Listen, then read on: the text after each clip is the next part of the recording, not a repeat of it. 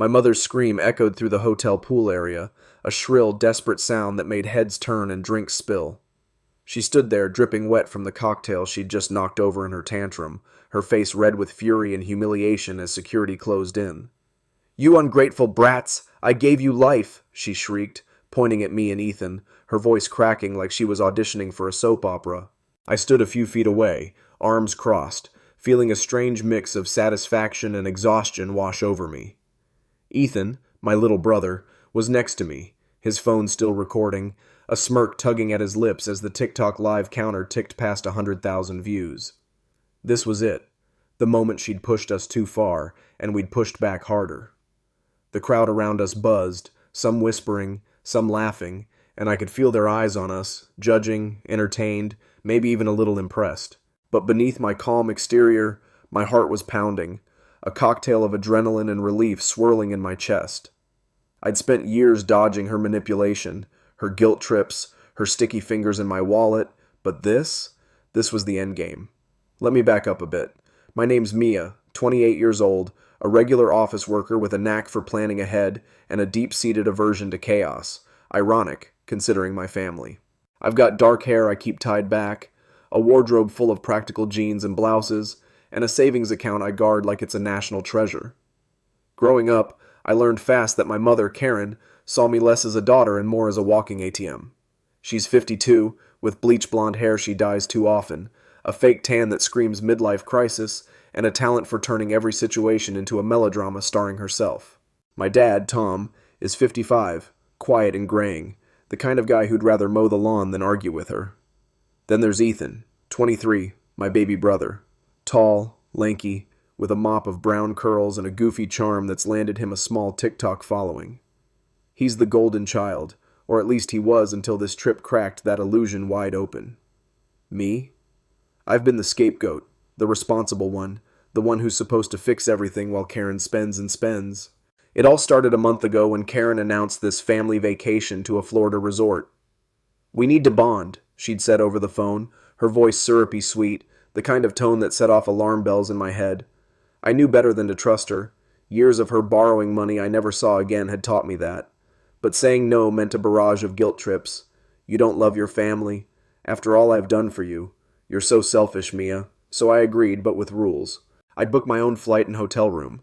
No shared expenses, no chance for her to dip into my funds. She pouted about it, her lips pursing like a kid denied candy, but she let it go, or so I thought. Deep down, I knew she'd try something. She always did.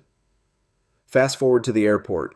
We'd just landed in Florida, the March sun beating down through the terminal windows, a relentless heat that made my skin prickle and my shirt cling to my back. I was already tired, my eyes gritty from a flight spent mentally bracing myself for whatever Karen had up her sleeve. The hum of the plane still buzzed in my ears, a dull ache settling into my temples as I dragged my carry-on behind me. Ethan shuffled beside me, his earbuds dangling loosely, one hand scrolling his phone while he muttered under his breath. "I'd rather be streaming right now than sweating my ass off in this hellhole," he said, his voice low and whiny, his curls sticking to his forehead. Dad trailed a few steps back, his shoulders slumped under the weight of Karen's oversized suitcase, a garish pink monstrosity stuffed to bursting. He didn't say a word, just trudged along, his gray hair catching the light, his face etched with that familiar resignation I'd seen 1,000 times. And Karen? She strutted ahead like she owned the place, her sunglasses perched on her head, her phone held high as she snapped selfies, cooing to herself about how glamorous this trip would be. I kept my purse close, my fingers curled tight around the strap, my gut churning with a warning I couldn't ignore. Then it happened. Quick as a snake, she spun on her heel, her manicured hand darting out, and snatched my purse right off my shoulder. She grinned, a wide, triumphant flash of teeth like she'd just won the lottery, or at least my credit card. "We'll be using your credit card for this trip," she said, her voice dripping with smug satisfaction, her eyes glinting with that predatory gleam I knew too well.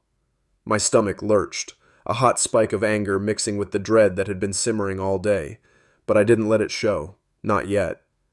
Around us the terminal buzzed with travelers, a harried mom wrangling 2 screaming kids, a businessman barking into his phone, a group of spring breakers laughing too loud. No one noticed the theft unfolding in plain sight, but I felt their presence, a crowd of strangers who might soon witness the storm I was about to unleash. I took a breath, steadying myself, and smiled, a slow, deliberate curve of my lips that made her falter, just for a split second, her brow twitching like she sensed a trap. "Then you'll love this message from the bank," I said, pulling my phone from my pocket with a calm I didn't fully feel. My fingers trembled slightly as I tapped the banking app, the screen flaring to life with the notification I'd orchestrated a week ago. Card locked due to suspected fraud. I turned it toward her, holding it steady, and watched her face shift. First confusion, then realization, then a dawning panic that drained the color from her cheeks. She snatched the phone from my hand, her nails scraping my skin, and stared at the screen, her breath hitching as she read it again, then again, like she could will the words to change. "What the hell did you do?" she hissed, her voice low and venomous, her knuckles whitening around my purse. I shrugged, forcing a casual tone even as my pulse hammered in my ears. "Bank security," I said. "They thought it was weird I'd have big charges popping up in Florida when I hadn't left home yet." Her eyes narrowed, fury twisting her features, and for a moment, I thought she might hurl my phone across the terminal, smash it against the polished floor in a fit of rage. Ethan yanked out an earbud, his mouth dropping open before a grin split his face. "Oh man, Mom, you just got wrecked," he said, doubling over with laughter, his voice cutting through the noise of the crowd. Karen whirled on him, her sunglasses slipping down her nose. "Shut up, Ethan," she snapped, but the damage was done. A few heads turned, curious eyes flickering our way, and I felt a spark of triumph ignite in my chest, sharp and bright.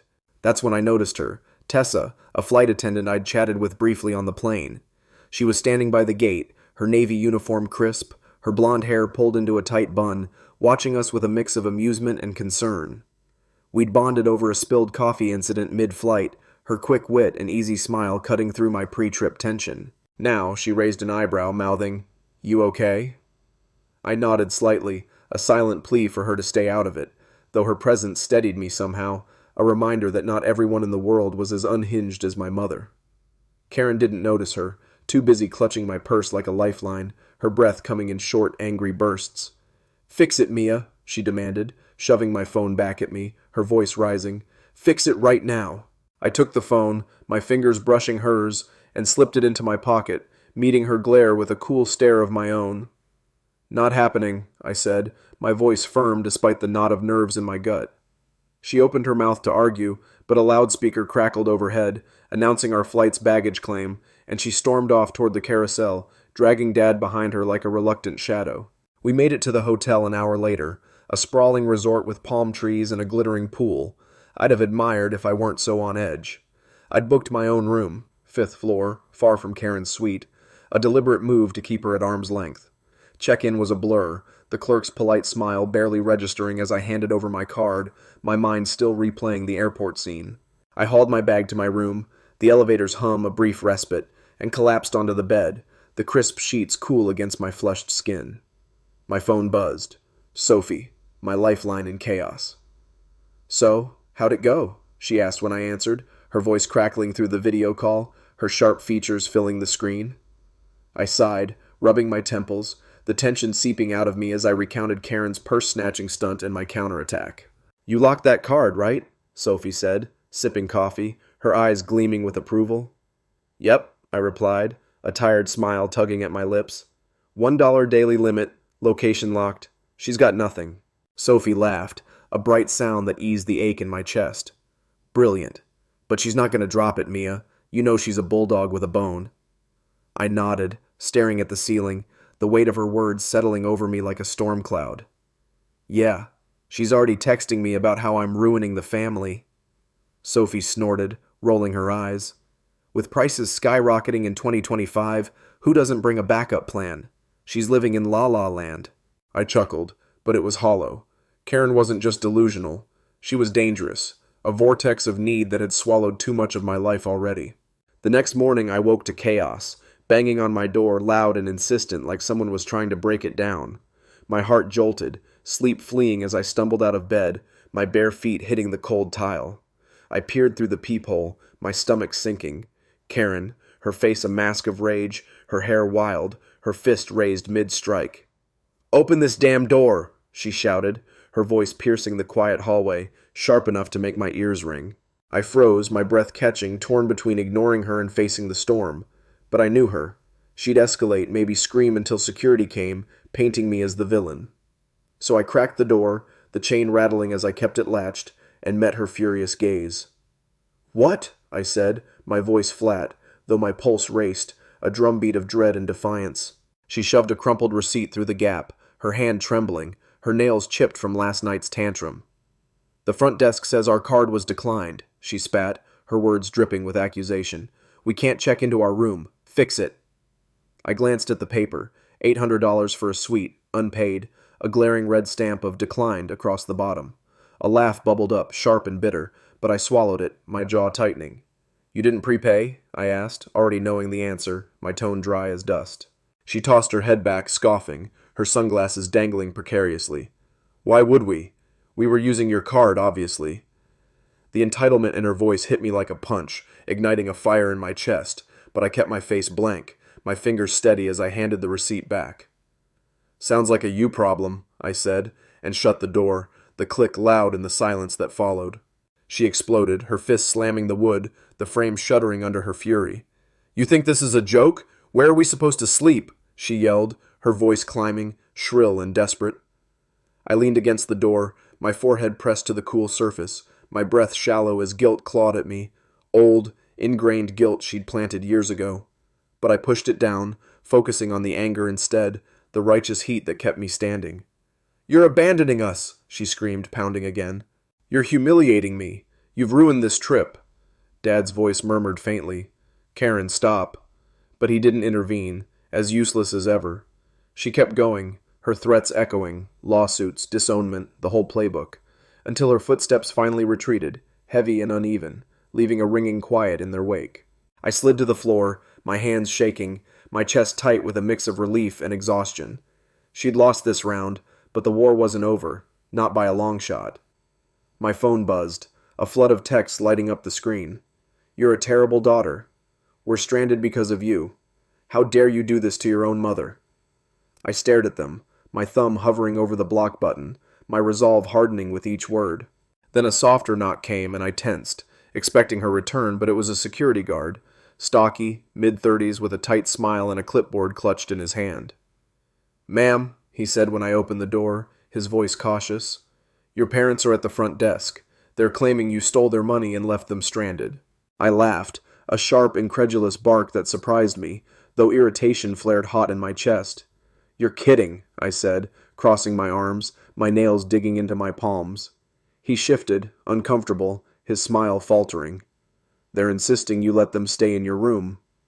My jaw dropped, a surge of outrage wiping out any lingering guilt. "Oh, hell no," I said, my voice rising, firm and unyielding. "Do they have proof I stole anything?" He scratched his neck, glancing away. "Well, no, but—" I cut him off, my patience snapping like a frayed thread. "Then they're lying.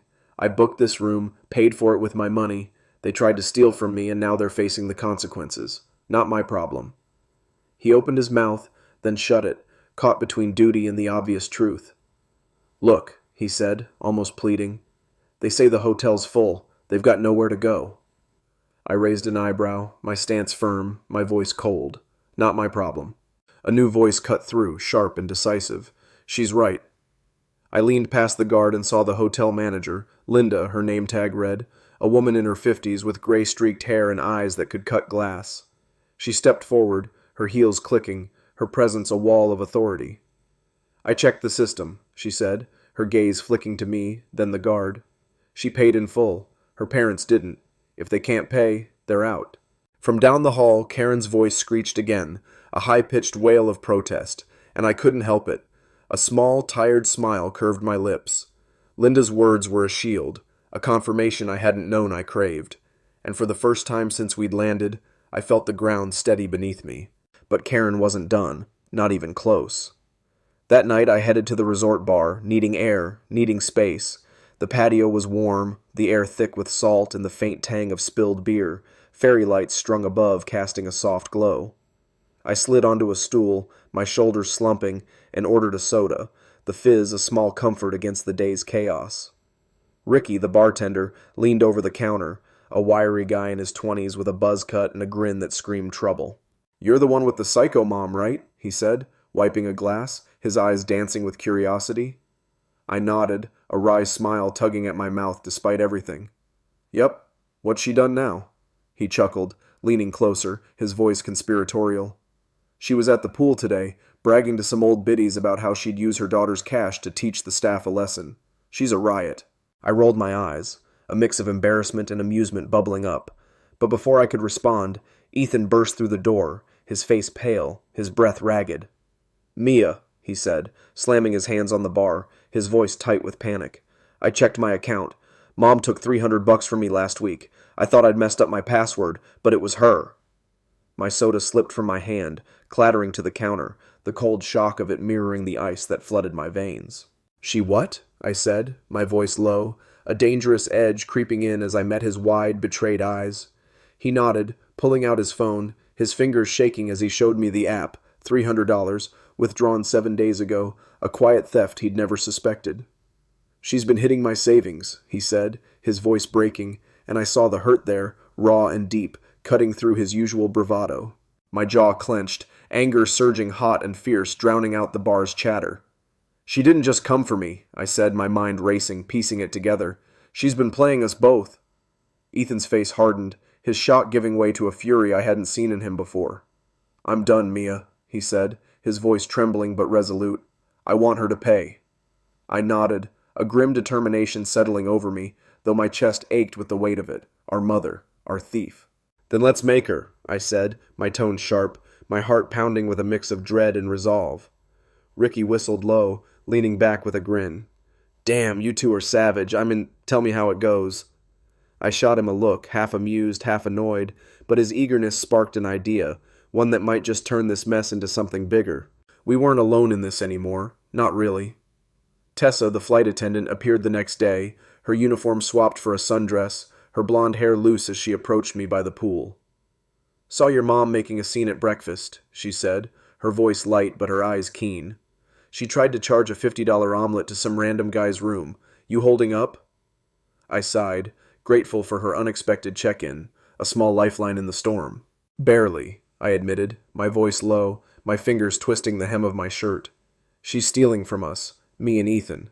We're done with her." Tessa's eyes widened, then narrowed, a spark of indignation flaring. "That's messed up. Need backup? I'm off duty and bored." I hesitated, then nodded, a flicker of hope cutting through my exhaustion. "Stick around," I said. "Things are about to get loud."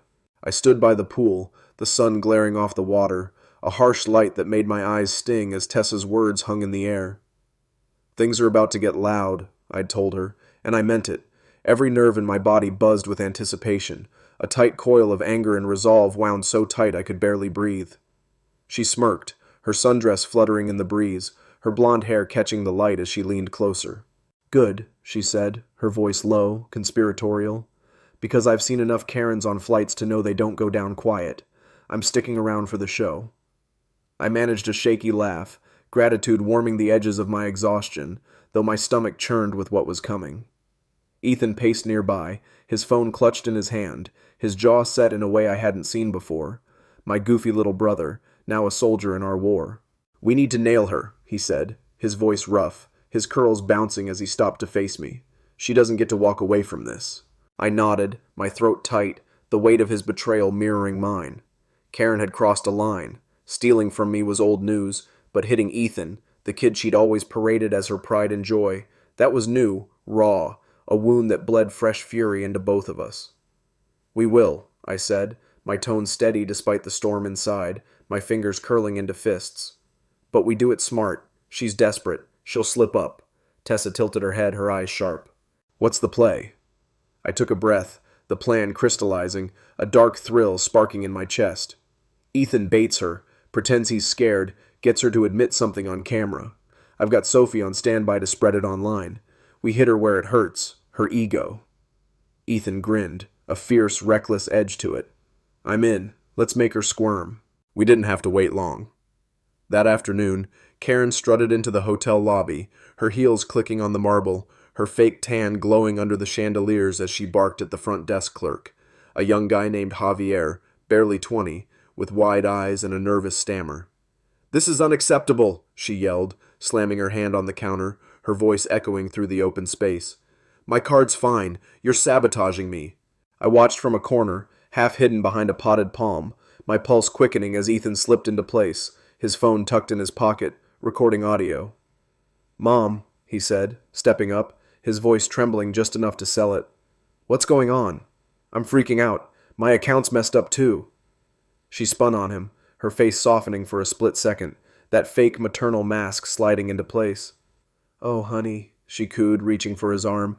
Don't worry, it's just a glitch. Mommy's handling it. I bit my lip, a mix of disgust and satisfaction swirling in my gut as Ethan played his part. But I lost $300, he said, his eyes wide, pleading.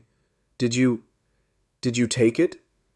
Her smile faltered, a flicker of panic crossing her face, but she recovered fast, laughing, a high, brittle sound that grated on my nerves. Of course not, sweetie, she said, patting his cheek, her voice dripping with condescension. You probably spent it and forgot. You're so careless sometimes. Ethan's jaw tightened, a flash of anger breaking through his act, but he held it together, nodding slowly. Yeah, maybe, he mumbled, stepping back, his hand brushing his pocket where the recording hummed on. I caught his eye, a silent nod passing between us. Step 1, done. Tessa sidled up beside me, her arms crossed, her lips twitching with a smirk. She's good, she whispered, but not good enough. That audio's gold. I nodded, my chest tight with a mix of triumph and dread. Karen was digging her own grave, but we weren't finished yet. I texted Sophie, my fingers flying over the screen. Got her lying on tape, ready to amplify? Her reply buzzed back instantly. Hell yes. Send it. I'll blast it to my followers. She's toast. I forwarded the file, my heart pounding as I imagined the ripple effect. 50,000 people watching Karen's mask slip, her lies laid bare. But we needed more. Something undeniable. Something public. That night, I met Ricky at the bar again, the patio buzzing with guests, the air thick with laughter and the clink of glasses. He slid me a soda, his grin wide and wicked. Heard your mom tried to bribe Javier with a $20 tip to fix her card, he said, leaning on the counter, his eyes gleaming. Kid's honest. Told her to get lost. She's unraveling. I laughed, a sharp, relieved sound, though my nerves jangled beneath it. Perfect, I said, sipping the soda, the cold fizz grounding me. She's losing control. Tomorrow we push her over the edge. Ricky raised an eyebrow, intrigued. What's the move? I leaned in, my voice low, a dark thrill curling in my chest. Ethan's going live at the pool. I'll confront her, get her to blow up in front of everyone. You in? He grinned, tapping the bar. Oh, I'm in. I'll even spill a drink on her if you want. Call it collateral damage. The next day dawned bright and brutal, the sun a relentless hammer on the resort, the pool area packed with guests soaking up the last of their vacations. I stood near the water, my sandals sticking to the hot pavement, my stomach a knot of nerves and anticipation, as Ethan set up his phone, angling it on a tripod he'd borrowed from a spring breaker named Chad, a sunburned frat boy who'd agreed for a shout-out. Ready, sis? Ethan asked, his voice steady now, his earlier hurt replaced by a fierce determination that mirrored mine. I nodded, my throat dry, my hands clammy as I spotted Karen lounging by a cabana, a drink in hand, chatting up a group of older women in floppy hats. She looked smug, oblivious, her sunglasses perched on her head like a crown, queen of her own delusion.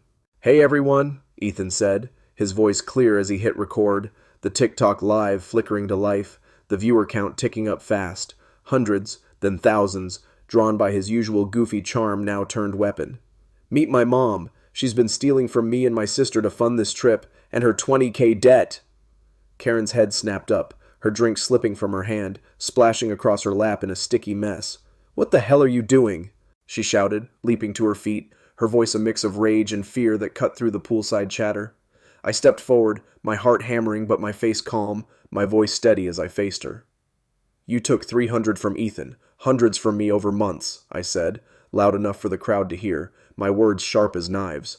You're broke, Mom, and you're dragging us down with you. Her eyes widened, a deer in headlights, then narrowed, fury twisting her features as she lunged at Ethan, her hands clawing for his phone. You little brats, she screamed, her voice cracking, her sandals slipping on the wet tile. Ethan dodged, still filming, the live count soaring, 50K, 60K, a tidal wave of eyes on her meltdown. "I'm your mother. You can't do this," she wailed, knocking over a chair, her drink-soaked dress clinging to her as the crowd gasped, phones popping out to capture the chaos. Ricky emerged from the bar, a tray in hand, and accidentally tripped, splashing a margarita across her back. "Oops," he said, grinning, as she shrieked, spitting on him, her face a mask of outrage. "You idiot! I'll sue this whole damn place." Security arrived, two burly guys in black polos, their faces stern as they grabbed her arms. "Ma'am, you need to leave," one said, his grip firm as she thrashed, her screams turning incoherent, a wild animal caught in a trap. Linda, the manager, stepped in, her voice cutting through the noise. "Police are coming," she said, and Karen froze, her fight draining out, her eyes darting like a cornered rat. She bolted, her sandals slapping the pavement, but security caught her, dragging her toward the exit as the crowd cheered, loud, raucous, a chorus of strangers reveling in her downfall. Ethan turned the camera on us, his grin shaky but triumphant. "That's what you get for screwing with family," he said, and I forced a smile, my chest tight with relief and a hollow ache I couldn't name. We didn't see her go. Dad found us later, his face drawn, his suitcase in hand. "I'm done," he said, his voice quiet, broken. "Booked a flight home. She's on her own." I nodded, a pang of pity for him mixing with my exhaustion, but I didn't argue. He'd made his choice, late as it was. Ethan and I stayed by the pool, the sun dipping low, the TikTok still buzzing with comments. Hundreds of thousands now, a viral storm we'd unleashed. "We got her," Ethan said, his voice soft, his eyes tired but bright. I nodded, sipping a water Tessa handed me, her presence a quiet comfort as she sat beside us. "Yeah," I said, "but it's not over." And it wasn't. The bank called the next day. Karen had stolen thousands from us over years, small withdrawals we'd missed, a slow bleed we'd never suspected. We pressed charges, my voice steady as I gave the statement, though my hands shook with the finality of it. Sophie's post with Ethan's audio hit 1 million views, the internet tearing Karen apart, memes, hashtags, a public execution by likes and retweets. But she didn't go quietly. A text came through before I blocked her, a last gasp of venom. "You'll regret this. I'll find a way back." I stared at it, my stomach twisting, then hit block, my finger steady, my resolve iron. Days later, Ethan and I sat on the beach, the waves crashing soft and relentless, the resort fading into memory as our flight home loomed. "Think she'll try something?" he asked, his voice low, his fingers tracing patterns in the sand. I shrugged, the weight of her threat lingering, a shadow I couldn't shake. "Maybe," I said, my tone light but my eyes hard. "But we're ready. She's got nothing left. Broke, banned, alone. We're free." He grinned, a flicker of his old self breaking through, and tossed a shell into the surf. "Damn right," he said, and I laughed, a real free sound that carried over the water. Tessa joined us, her laugh mingling with ours, a promise of new allies, new strength. Ricky sent a text. "Your mom's a legend now, in all the wrong ways." And I smiled, a bittersweet twist of my lips.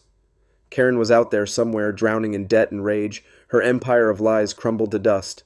Maybe she'd claw her way back, a ghost of vengeance, or maybe she'd fade, a cautionary tale whispered in resort bars. Either way, I didn't care, not yet. We'd won this round, carved our freedom from her grip, but the story wasn't closed, not fully. Life's messy like that, victories bleed into uncertainties, and peace comes with a price. So here's the lesson, the one I learned the hard way. Trust's a currency. Spend it wisely, guard it fierce, because the ones closest to you can steal it blind. Karen taught me that, and I'll never forget it. Now it's your turn. What would you do if your family turned on you? Drop it in the comments, hit that like if you're Team Maya and Ethan, and subscribe for more, because trust me, this ride's far from over.